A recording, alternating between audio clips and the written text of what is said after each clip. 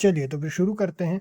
तो फिर अभी अपन डिस्कस करने वाले हैं जुलंधर मोटर एजेंसी लिमिटेड को, जो दिल्ली ब्रैकेट में है। अब देखते हैं इसमें क्या है। तो करंट प्राइस चल रही है 82.8 रुपीज़ की, बुक वैल्यू 80.5 रुपीज़ की। 1998 में इनकॉर्पोरेट हुई थी ये कंपनी, और ये जो कंपनी है डिस्ट्रीब्यूशन और ऑटो स्पेयर पार्ट्स के मार्केट में है, मतलब कि ऑटो स्पेयर पार्ट्स के मार्केट में उसका डिस्ट्रीब्यूशन करते हैं।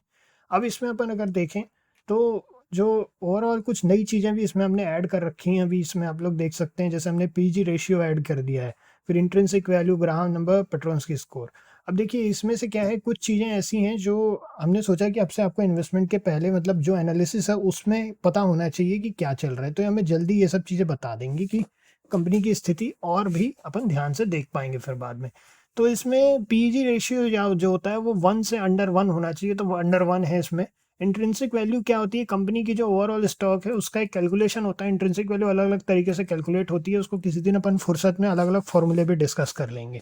तो इंट्रिंसिक वैल्यू बेसिकली होता है कि क्या फेयर प्राइस क्या होनी चाहिए, है ना। कंपनी की एग्जैक्ट वैल्यू क्या है, इंट्रिंसिक वैल्यू क्या है, वो बताता है। तो ये ऑलरेडी उस जो अभी की वैल्यू चल रही है उससे ज़्यादा है। फिर उसका ग्राहम नंबर है, ये भी फेयर प्राइस को बताता है। आप लोगों ने बेंजामिन ग्राहम का नाम सुना होगा, उन्होंने ये बनाया था। ठीक है, इसको भी अपन डिस्कस करेंगे आगे आने वाले वीडियो में। अपन ये सब चीज़ें डिस्कस करेंगे, क्योंकि ये जो स्कोर्स हैं इनसे आप खुद अपने लिए एनालिसिस कर पाएंगे। आपको फिर ज़्यादा वीडियोस देखने के पहले आप खुद भी, अगर आपको कोई कंपनी अच्छा लग रही है, आपको कंपनी का काम सही लग रहा है, तो आप उनका ये परफॉर्मेंस इस तरीके से मेज़र कर पाएंगे। ग्राहम नंबर जो है वो भी इससे ज़्यादा है, ये बेसिकली फेयर वैल्यू की बात करता है। और पेट्रोन्स को बड़ा ही सिंपल होता है। पेट्रोन्स को हर चीज़ के लिए एक पॉइंट दिया जाता है, 10 तक का स्केल होता है, उसमें 5 है। हालांकि पेट्रोन्स स्कोर कोई बहुत बड़ा गोल्ड स्टैंडर्ड नहीं है, कई लोग इसके बेसिस पे बहुत बड़े बड़े डिसीजन लेने के बारे में बात करते हैं, ऐसा नहीं किया जा सकता। इससे बहुत ज़्यादा डीप एनालिसिस करना पड़ता है अगर आप सीरियसली किसी कंपनी का एनालिसिस कर रहे हैं तो, और इसीलिए इसमें थोड़ा सा टाइम देना जरूरी है। तो चलिए अब अपन थोड़ा सा देख लेते हैं प्रोज एंड कॉन्स। तो प्रोज एंड कॉन्स से पहले बुरी चीज़ें देखते हैं। तो सेल्स ग्रोथ पुअर है 4.94% की लास्ट 5 ईयर से। कंपनी की रिटर्न ऑन इक्विटी वो लो है 13.5% लास्ट 3 साल से। अच्छी चीज़ों में देखें तो कंपनी डेट फ्री है, ट्रेडिंग 1.03 टाइम चल रहा है अपनी बुक वैल्यू से, और कंपनी जो है हाई डिविडेंड पे आउट भी मेंटेन किया हुआ है 21.3% का। अब इसके बाद में अगर अपन देखें तो कंपनी का जो ओवरऑल नेट प्रॉफिट है, हर बार प्रॉफिट में है कंपनी अपने सारे क्वार्टर्स में। इस क्वार्टर में 4.83 करोड़ का प्रॉफिट हुआ है। उसके बाद फिर अगर अपन इस साइड देखें तो इधर में अपन देख सकते हैं 23 करोड़ का प्रॉफिट हुआ है ओवरऑल नेट प्रॉफिट में इनको। तो लगातार प्रॉफिट है, 20% का डिविडेंड भी पे आउट किया है। कैश फ्लो की बात करें तो -1 करोड़ का नेगेटिव कैश फ्लो है। ऑपरेटिंग एक्टिविटी से सबसे ज़्यादा पॉजिटिव आया है, वो है 3 करोड़ का। अब इसके बाद में यहाँ पे शेयर होल्डिंग पैटर्न नहीं दिया हुआ, तो अपन शेयर होल्डिंग पैटर्न के लिए अपन अपनी ट्रेंड लाइन पर जाएंगे और वहां से अपन एनालिसिस करेंगे। तो फिर चलिए अपन देख लेते हैं इसमें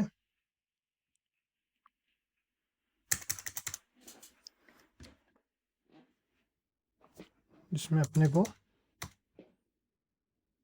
ये रहा। चलिए देखते हैं।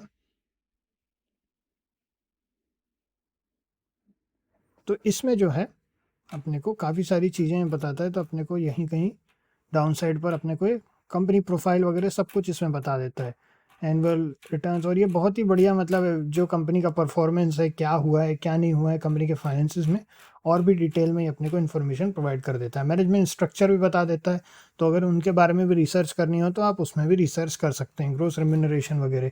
तो ये हम इसलिए बता रहे हैं ताकि आप लोग भी चाहें तो अपने लेवल पे भी इसको स्टडी करने के लिए बैठ सकते हैं। बहुत ईजी टू, मतलब बोलना चाहिए, अंडरस्टैंड है। ज़्यादा कोई इसमें बहुत ज़्यादा अपने को ढूंढना नहीं पड़ता है, तो इस वजह से इसको हम भी यूज़ करते हैं। तो अब देखिए यहाँ पे प्रमोटर होल्डिंग जो है वो 51% की है, पब्लिक होल्डिंग है 48.93% की, और बस इसमें इतना ही है। ठीक है, सो अब देखते हैं चलिए आगे क्या होता है। बाकी अपने लिए जो प्रमोटर होल्डिंग है वो 51% की है। अब अगर अपन इसमें देखें तो चार्ट में आकर के देखें, तो चार्ट वाइज देखें तो देखिए कंपनी जो है बहुत ट्राई कर रही है। एक पर्टिकुलर लेवल को 2 बार टेस्ट हो चुका है, कुछ समय पहले भी टेस्ट हुआ था इसी ईयर में, फिर एक बार टेस्ट होने के लिए वही उसी लेवल के पास में जा रहा है। तो अपन एक काम कर सकते हैं, 89.70 के बाद ही कोई भी हम अपना प्लान करेंगे। 89.70 ये एक ऐसा लेवल है जो अगर उसको टच करता है, हो सकता है उसके ऊपर थोड़ा मोमेंटम ले और अगर किसी को और थोड़ा अच्छी सेफ्टी चाहिए है तो 94.05 के बाद में भी एंट्री ट्राई की जा सकती है, लेकिन 89.70 के बाद हम सोचेंगे। और चूंकि प्राइस कम है स्टॉक का तो उसके बेसिस पे बहुत ज़्यादा क्वांटिटी नहीं परचेस करना है। हमेशा अपनी पोजीशन साइजिंग का ध्यान रखना है, स्टॉप लॉस को फिक्स करके रखना है कि इससे नीचे जाने पर हम होल्ड नहीं करेंगे। किन्हीं ने अभी कुछ दिन पहले एक प्रश्न भी पूछा था किसी एक स्टॉक को लेकर के। देखिए, एक पर्टिकुलर लेवल पहले आपके माइंड में होना जरूरी है कि इसके नीचे हम नहीं उसको होल्ड करके रखेंगे चाहे जो हो जाए। और फिर उसके बाद में अगर आपका स्टॉक अच्छा चल रहा है, आपके डायरेक्शन में चल रहा है, तो हमेशा ट्रेलिंग स्टॉप लॉस के साथ चलते जाइए और आराम से अपना पीसफुली ट्रेडिंग कीजिए, ठीक है। और एक ही स्टॉक के ऊपर पूरा अपना सारा इन्वेस्टमेंट नहीं करना है, अपने को हमेशा पोर्टफोलियो बेसिस पर करना है। और इसीलिए कुछ समय बाद हम एक छोटा सा आप लोगों के लिए एक ट्यूटोरियल बना देंगे जिसमें कि एटलीस्ट हम अपने पोर्टफोलियो को कैसे डिसाइड करते हैं वो आप लोगों को दिखा देंगे। हमने अपना पोर्टफोलियो पब्लिक किया हुआ है, हम हर क्वार्टर में अपने स्टॉक्स चेंज करते हैं, क्वार्टर हो गया या फिर मान लीजिए कई बार तो पूरे पूरे साल होल्ड किए रहते हैं, तो अपना अपना है सबका। बाकी इसमें इतना ही है, फिर नेक्स्ट में अपन मिलते हैं फिर। ओके।